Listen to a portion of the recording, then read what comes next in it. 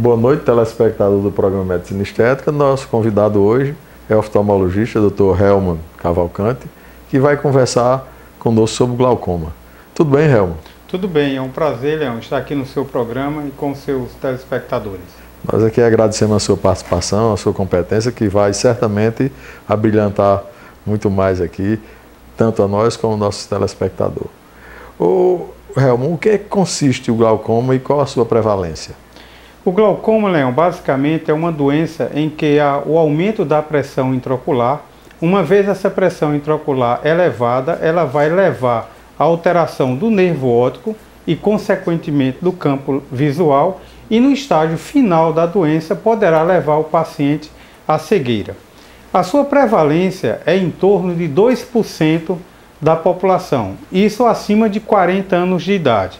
O glaucoma ele é muito mais prevalente na idade mais avançada, então pode chegar até 7%, 8%, dependendo dos trabalhos que você está lendo. Mas a partir de 40 anos, em torno de 2% da população tem o glaucoma. Mas também pode acontecer na infância, né? Pode. A gente tem o glaucoma congênito, inclusive é a principal causa de cegueira nessa faixa etária, é o glaucoma congênito. Você me lembrou, é um assunto, um tipo de glaucoma muito importante. Nós temos vários tipos de glaucoma, dentre eles o glaucoma congênito. Então não pensar que o glaucoma só aparece no idoso, é uma doença da população mais idosa. Não, ela é uma doença da população mais idosa, mas também pode acontecer no glaucoma congênito e aí trazendo sérias complicações para o paciente, para a vida dele, para a qualidade de vida do paciente. Pode acontecer numa vista só e na outra não? Pode. Geralmente, o glaucoma primário de ângulo aberto, que é o mais frequente, você tem em torno de 70% a 80% desse tipo de glaucoma, ele é mais comum em ambos os olhos. Logicamente que no início da doença com um olho mais comprometido do que o outro.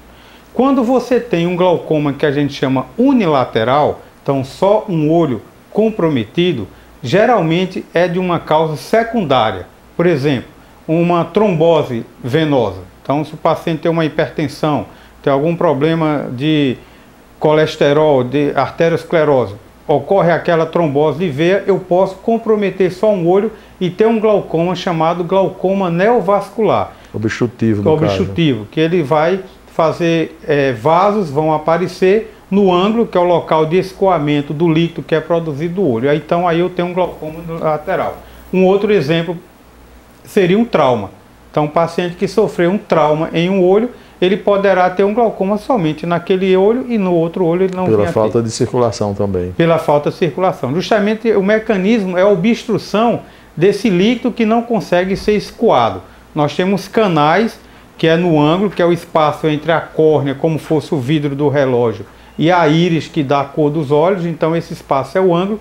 Nesse ângulo nós temos canais que por onde o líquido passa. Então basicamente o glaucoma é por dificuldade de passagem desse líquido e não por aumento da produção desse líquido. Tirando assim essas causas, vamos dizer, não naturais, quais são as pessoas mais acometidas? Perfeito, essa sua pergunta é importantíssima. Quais são? Então, primeiro, quem tem história familiar de glaucoma. Então essas pessoas têm 6 vezes mais chance de vir a ter glaucoma do que quem não tem história na família. Então daí a importância de se procurar um oftalmologista anualmente ou a cada 1 ano e meio para fazer uma avaliação. Segundo, a população negra. Então os negros têm 5 vezes mais chance de virem ter o glaucoma primário de ângulo aberto do que as pessoas que não são da raça negra. Isso é importante para o nosso país. Que além de nós termos uma população negra, nós temos uma miscigenação muito grande. Pacientes míopes também é outro fator de risco, seriam os pacientes míopes. Pacientes hipertensos, pacientes diabéticos. Então esses seriam basicamente os pacientes que teriam uma chance maior de virem a ter o glaucoma. Um paciente que vai iniciar um glaucoma, qual é o sintoma? O que é que ele vai sentir para procurar imediatamente um oftalmologista? No início, ele não tem nenhum sintoma. Por isso que ele é a principal causa de cegueira irreversível. Porque, Leão, quando ele vai desenvolver um sintoma, ele já está numa fase tardia da doença. Então a gente chama que o glaucoma é a busca ativa, quer dizer, o médico tem que ir atrás da doença, já que ele não traz no começo, então no início do glaucoma, ele não tem sintoma nenhum. Então quando você vai ao oftalmologista, aí sim, ele vai aferir a pressão intraocular, que às vezes ou muitas vezes está dentro da normalidade, naquela hora que você está no consultório, mas ele apresenta ao exame do nervo óptico alterações que podem nos suspeitar de glaucoma. Existe algum processo de prevenção e tratamento? A prevenção seria o exame oftalmológico. Então esses pacientes teriam que ser vistos pelos oftalmologistas e aí eles fariam a avaliação da pressão intraocular e do fundo de olho. E o tratamento, sim, existe o tratamento não como efeito curativo. O tratamento é feito para você manter o paciente estável, para que não haja progressão e que ele não vá para a cegueira, que é o que ocorre na grande maioria dos pacientes. É uma lesão nervosa e toda lesão nervosa é irreversível, pelo menos até agora. Perfeito, né? É uma lesão nervosa, o nervo óptico ele faz parte do sistema nervoso central, então a lesão do nervo óptico, como você bem falou, é irreversível, então uma vez apresentado já aquela lesão, não tem como mais nós recuperar. Quais são as consequências da falta de acompanhamento de um médico? Seria, para o caso do glaucoma, a cegueira.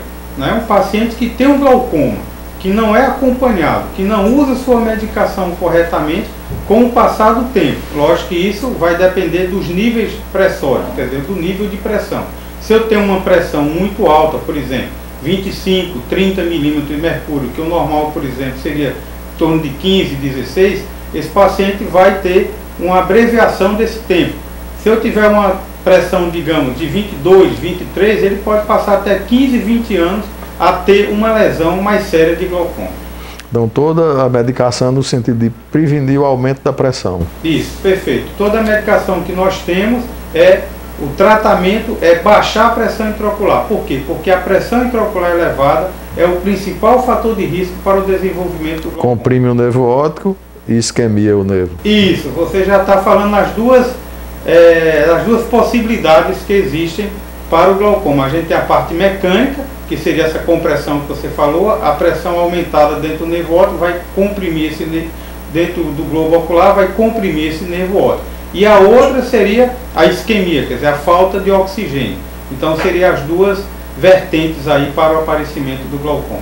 Ramon, você aconselharia assim como prevenção, qual o tempo de intervalo entre os exames para que a pessoa possa se prevenir e não ter uma doença desse tipo? Isso, perfeito essa sua pergunta. Caso o paciente não tenha uma história familiar de glaucoma, ele pode fazer um exame a cada 1 ano e meio, 2 anos, tá? Uma época muito boa. Já ele tendo uma história de glaucoma, anualmente ele tem que fazer. E principalmente, Leão, por exemplo, se ele já tem casos de cegueira na família. Então aí, se você puder até a cada 6 meses, 1 ano, procurar o oftalmologista, ele vai fazer um exame relativamente rápido, né? Um exame indolor, quer dizer, não é uma coisa demorada. Então ele faz aquela sua consulta, 15, 20 minutos, e é feita uma avaliação, ver como está. Então se ele tem história familiar, que ele vá no mínimo uma vez por ano.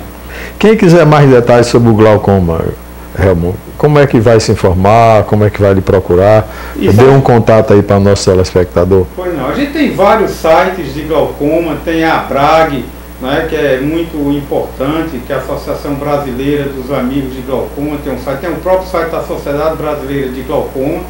Nós trabalhamos na Univision, que é uma clínica que fica no edifício Alfredo Nobel, 224, no 9º andar, na Ilha do Leite, com o telefone 31 25 26 26. Nós do programa Medicina Estética agradecemos a sua colaboração aqui conosco.